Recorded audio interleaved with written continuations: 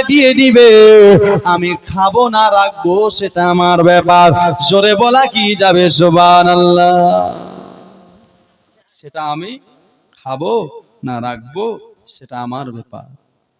হযরত নবী মুসা বলছেন ঠিক আছে, আমি যাব আবদার করব, আমার কথার পরে তোমার কথা আলাপ আলোচনা করব।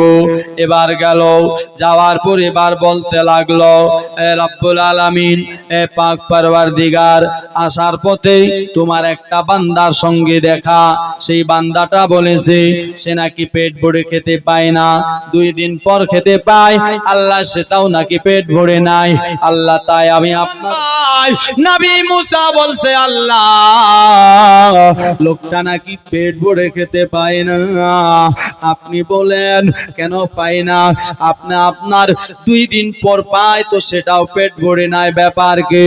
আমার আল্লাহ বলছে, মুসা কি বলবো বলো?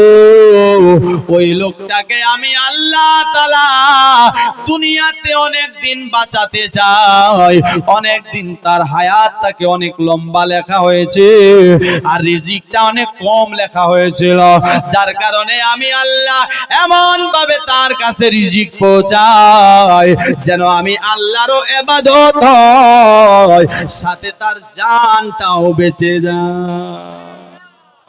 জোরে বলো, যেন সাথে তার জানটাও বেঁচে যায়। তবে নবী মুসা বলছেন, আল্লাহ এটা ঠিক আছে, আমাকে খুব ভালো লাগলো, কিন্তু লোকটা স্বামী স্ত্রী তারা সহ্য করতে পারে না। তারা বলছে যদি আল্লাহ খেতে না দেয় আমাদের উঠিয়ে নেয়, যদি উঠিয়ে না নেয় তাহলে জিন্দেগিতে যত খাবার আছে সব খাবার যেন একসাথে আমাকে দিয়ে দেয়। নাম কি আপনার চাচা? আলতাফ চাচা আমার 500 টাকা দিয়েছে, আল্লাহ এনার দানকেও কবুল করো। দোস্ত বন্ধুগণ ভাই, একটুখানি ঘটনাটা শুনে যাই।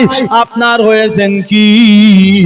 আপনার নবী মুসা বলছেন, আল্লাহ তবে আপনার বান্দা এটাই বলেছে যে জিন্দেগিতে যত খাবার ছিল সব খাবার যেন আপনি একসাথে দিয়ে দেন, বাকি জিন্দেগিটা কেমন করে কাটবে ওর ব্যাপার।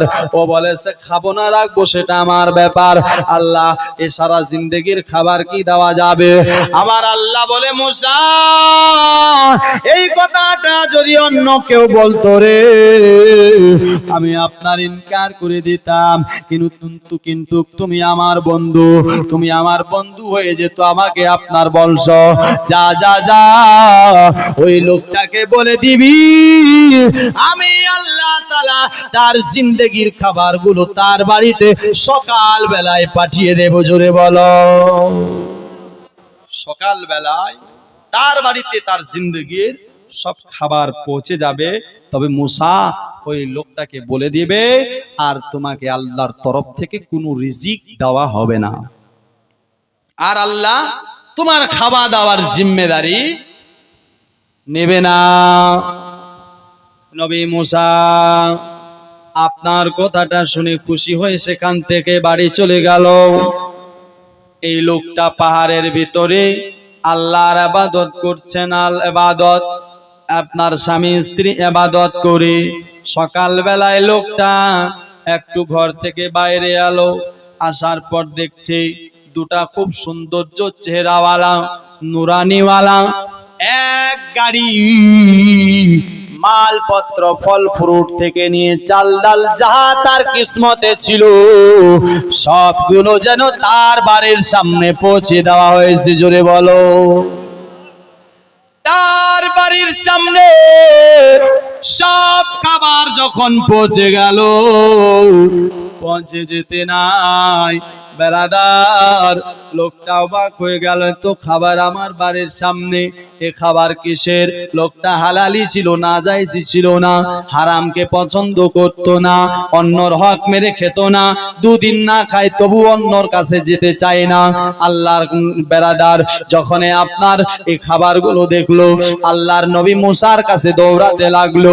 মুসার কাছে গেল, যাবার পর আর যে জানাচ্ছিল, হুজুর হুজুর এমন এমন ব্যাপার, দুটা খুব সৌন্দর্য চেহারাওয়ালা মানুষ আপনার আমার বাড়িতে এক গাড়ি এক ট্রাক আপনার মালপত্র রেখে চলে গেল, এই খাবারগুলো কিসের? আমি বলতে পারি না, আমাকে বলাও হলো না। বেরাদার বন্ধু বন্ধুগণ ভাই, তিনি বলছেন ও ভাই, ওই খাবার কোনো অন্য কারণ নয়, ওই খাবার হলো তোমার সারা জিন্দেগির খাবার। পৌঁছানে वाला ছিল আল্লাহর দু নূরি ফেরেশতা, পৌঁছানে वाला ছিল আল্লাহর দুইজন নুরানি ফেরেশতা। তবে শোনো, তোমাকে একটা কথা আমি বলে দিই, জানিয়ে দিই, আল্লাহর কাছে তুমি আমাকে আবদার করতে বলেছিলে যে আমাকে যেন জিন্দেগির খাবার দিয়ে দেয়। দেখো ওই যে খাবার এসেছে ওটা তোমার সারা জিন্দেগির খাবার, আল্লাহ তোমাকে দিয়ে দিয়েছে। এবার তোমার ব্যাপার, ওটা খাবে না রাখবে না কি করবে সেটা তুমি জানো। তুমি ওই খাবারটা, তোমার জিন্দেগিটাকে কাটতে হবে ওই খাবার দিয়ে। দোস্ত